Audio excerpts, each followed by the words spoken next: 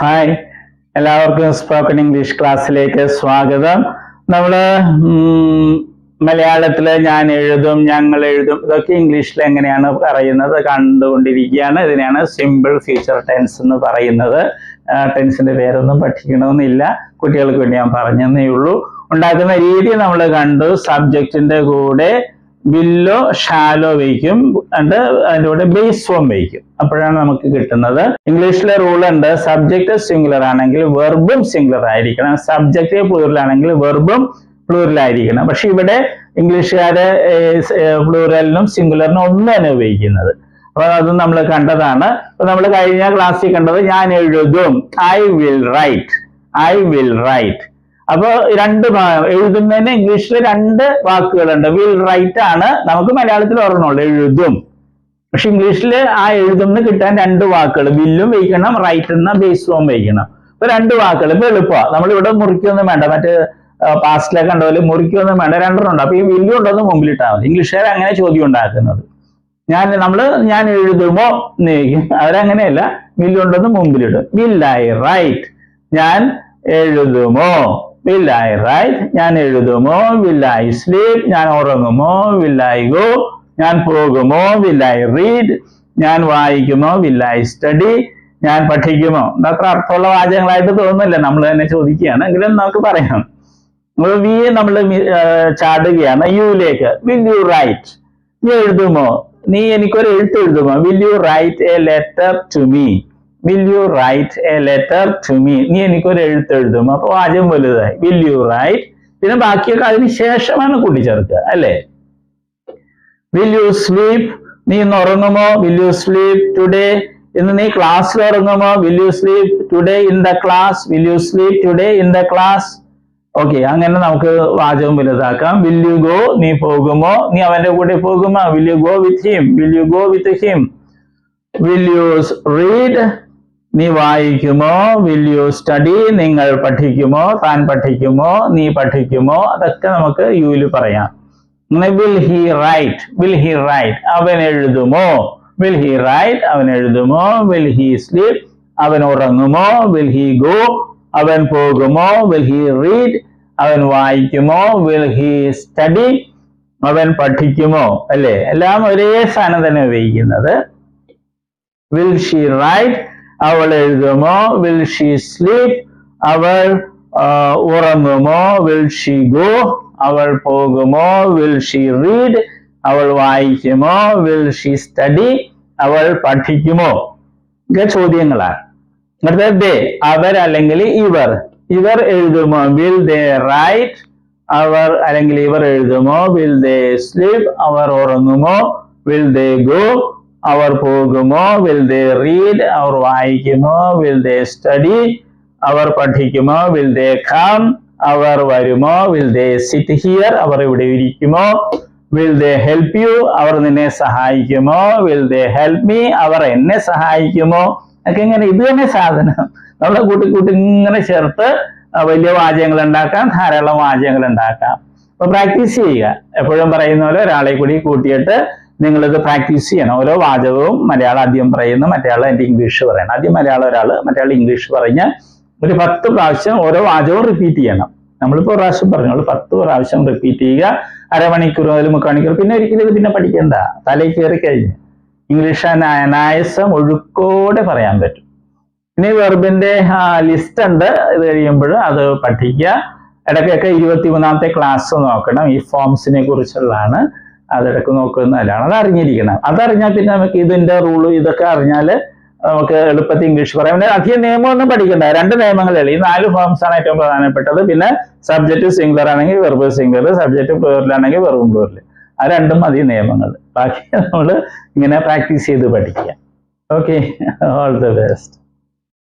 നമ്മൾ വെർബുകളാണ് കാണുന്നത്. വെർബ്സ് എന്ന് പറയുന്നത് ക്രിയകൾ അല്ലെ, വരിക, പോവുക എന്നൊക്കെ പറയുന്നതാണ് വെർബ് അല്ലെ ക്രിയകള്.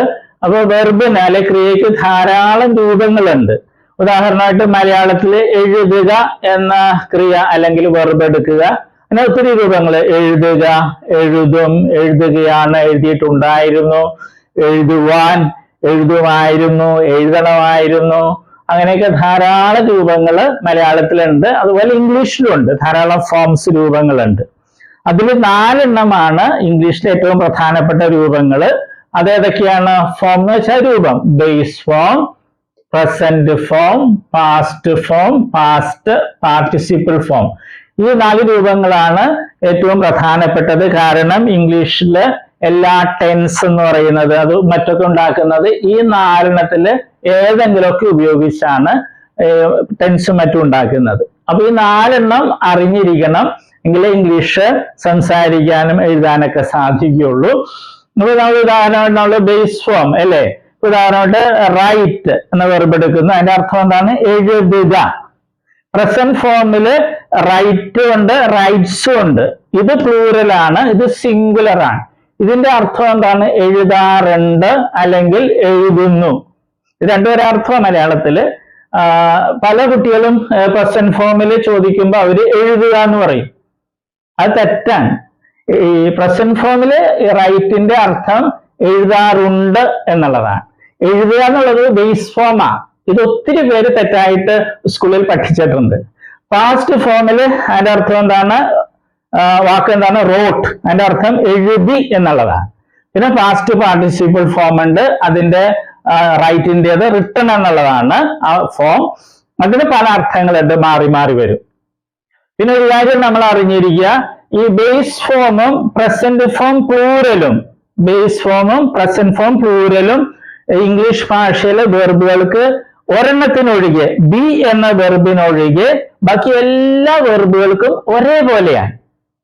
സ്പെല്ലിങ്ങും ഉച്ചാരണമൊക്കെ ഒരേപോലെ തന്നെയാണ്. ഏത്? ബേസ് ഫോമും പ്രസന്റ് ഫോം പ്ലൂറലും. അർത്ഥം വ്യത്യാസമുണ്ട്. ബേസ് ഫോമില് എഴുതുക എന്നുള്ളതാണ് റൈറ്റ് എന്ന് പറയുമ്പോൾ, പ്രസന്റ് ഫോമില് റൈറ്റ് എന്ന് പറയുമ്പോൾ എഴുതാറുണ്ട് എന്നുള്ളതാണ്. ഇംഗ്ലീഷ് ഭാഷയില് 1,70,70,000-ലധികം വെർബുകൾ, ക്രിയകളുണ്ട്. അപ്പൊ അതില് ഈ വെർബ് ഒഴിച്ച്, ബി എന്നൊരു വെർബ് ഉണ്ട് ഇംഗ്ലീഷില്, അത് ഒഴിച്ച് ബാക്കി എല്ലാ വെർബുകളുടെയും ബേസ് ഫോമും പ്രസന്റ് ഫോം പ്ലൂറലും ഒരേപോലെ, ഒരേ സ്പെല്ലിംഗ്, ഒരേ ഉച്ചാരണം. ഓക്കെ, അതുകൊണ്ട് നമ്മൾ ഇത് പ്രത്യേകിച്ച് പഠിക്കില്ല. നമ്മൾ ഇത് 3 പഠിക്കുന്നത്. അത് നമ്മൾ സ്കൂളിൽ പഠിച്ചിട്ടുണ്ട് അല്ലെ. Come, came, come, go, went, gone, അത് തന്നെ സാധനം. പിന്നെ നേരെ ഒരു കാര്യവും കൂടി, ഇംഗ്ലീഷിൽ നേരത്തെ പറഞ്ഞു 1,70,70,000 വെർബ്സ് ഉണ്ട്. അതിൽ ഭൂരിഭാഗം വെർബുകളുടെയും ഈ പാസ്റ്റ് ഫോമും പാസ്റ്റ് പാർട്ടിസിപ്പിൾ ഫോമും ഉണ്ടാക്കുന്നത് ഈ പ്രസന്റ് ഫോമിന്റെ കൂടെ ഡി അല്ലെങ്കിൽ ഇ ഡി എന്ന് കൂട്ടിച്ചേർത്താണ്. ഒരിക്കൽ കൂടി പറയട്ടെ, ഇംഗ്ലീഷ് ഭാഷയിലെ ഒട്ടുമിക്ക വെർബുകളുടെയും പാസ്റ്റ് ഫോമും പാസ്റ്റ് പാർട്ടിസിപ്പിൾ ഫോമും ഉണ്ടാക്കുന്നത് ഡി അല്ലെങ്കിൽ ഇ ഡി എന്ന് പ്രസന്റ് ഫോമിന്റെ ഈ പ്ലൂറലിനോടുകൂടെ കൂട്ടിച്ചേർത്താണ്. അല്ലാതെ കുറെ വെർബ്സ് ഉണ്ട്. അപ്പൊ പക്ഷെ അതാണ് നമുക്ക് ഒത്തിരി ഉപയോഗിക്കുന്നത്. അതിലൊരു ഒരെണ്ണമാണ് ഇത്, റൈറ്റ്, റോട്ട്, റിട്ടൺ. ഇത് മൂന്ന് രീതിയാണ്. റൈറ്റ് ഇത് വേറെ രീതി, റോട്ട് ഇത് റിട്ടൺ. ഓക്കെ, അപ്പൊ നമ്മൾ ഇത് 3 പഠിക്കുള്ളൂ. നേരത്തെ പറഞ്ഞതുപോലെ ഇത് പ്രത്യേകിച്ച് പഠിക്കേണ്ട കാര്യമില്ല, ബേസ് അർത്ഥം അറിഞ്ഞിരുന്നാൽ മതി. ഓക്കെ, ഇപ്പൊ കമ്മിന്റെ അർത്ഥം എന്ന് പറഞ്ഞാൽ വരിക. ബേസ് ഫോമിൽ കം എന്ന് പറഞ്ഞാൽ വരിക എന്നായിരിക്കും. പ്രസന്റ് ഫോമിൽ വരാറുണ്ട് എന്നായിരിക്കും അതിന്റെ അർത്ഥം. ഉച്ചാരണവും സ്പെല്ലിങ്ങും ഒന്ന് തന്നെ ആയിരിക്കും. അപ്പൊ നമ്മളിത് 3 സ്കൂളിൽ നമ്മൾ പഠിച്ചിട്ടുണ്ട്. അത് ശരിയായിട്ടൊന്ന് മനസ്സിലാക്കണമെന്നേ ഉള്ളൂ.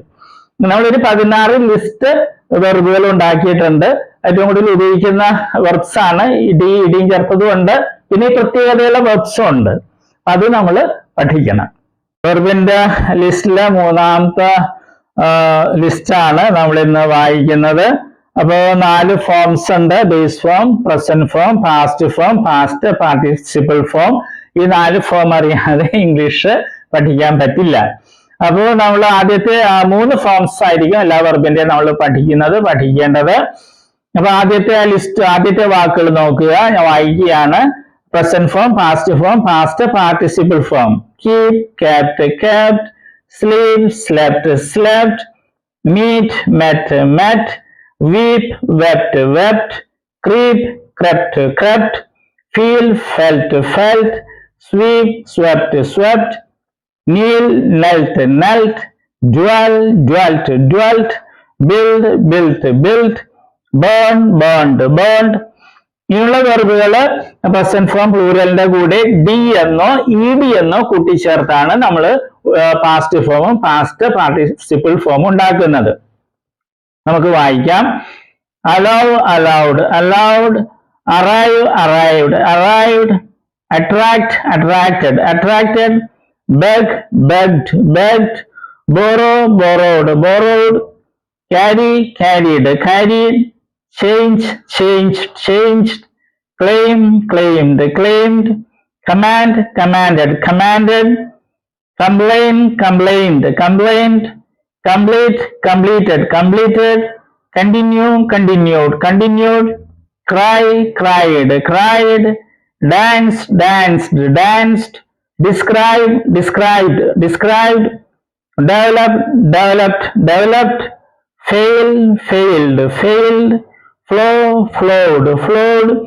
ഇത് വാക്കുകൾ പഠിക്കുക. ഇംഗ്ലീഷിൽ ഏറ്റവും കൂടുതൽ ഉപയോഗിക്കുന്ന വാക്കുകളൊക്കെയാണ് ഇവ എന്ന് മറക്കാതിരിക്കുക.